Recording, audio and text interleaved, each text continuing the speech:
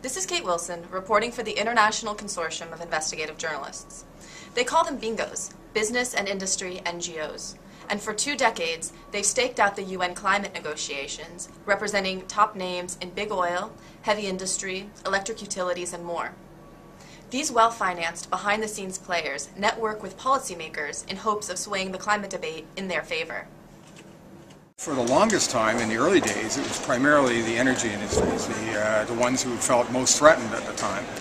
What's interesting now, though, is that you've seen a shift over the last 10 years, maybe in particular in the last 5 years. Now you're seeing much more organized in the way of wind power, global wind energy coalitions, those kind of things. Very effective, but carrying a slightly different message than the traditional oil and gas folks had been carrying in the 90s, which was, go slow, go slow. Unlike global warming deniers of the past, carbon emitters today know a global treaty is coming. So they try to slow and weaken the outcome, many arguing for distant reduction targets and permits to allow them to pollute without penalty. The international networking they do at the UN talks increases their influence at the state level. As a bingo, you can have very little effect at these meetings. The only way you really get leverage is if you can actually convince a delegation at home that it's in their interest to have an instruction that says this or that. As industry officials told us, lobbying at the UN talks takes many forms. It's not a really hard lobbying kind of a deal. It's not like it is as we see it in Canada or the United States in particular, but it's more quiet. It's pull asides at different times and just establishing relationships and maintaining relationships.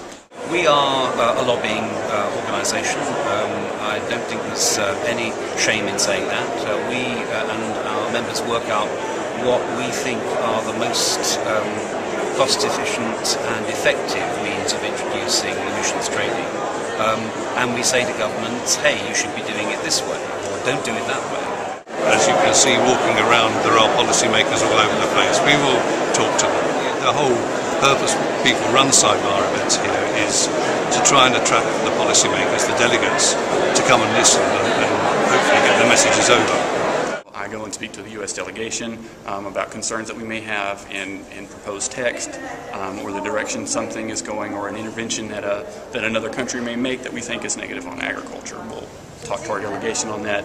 If they want to address that specifically, they may require some talking points upon that, and that's what I'm here to provide.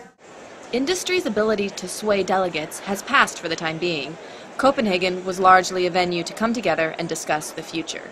For anybody who wanted to have any kind of influence on this process, they need to start a year in advance trying to get their messages to government. Copenhagen is going to be very important, but it's not the end, and you'll see another year or so, maybe even more, before these other questions get answered. But that's what business is really interested in. This is Kate Wilson, signing off for ICIJ.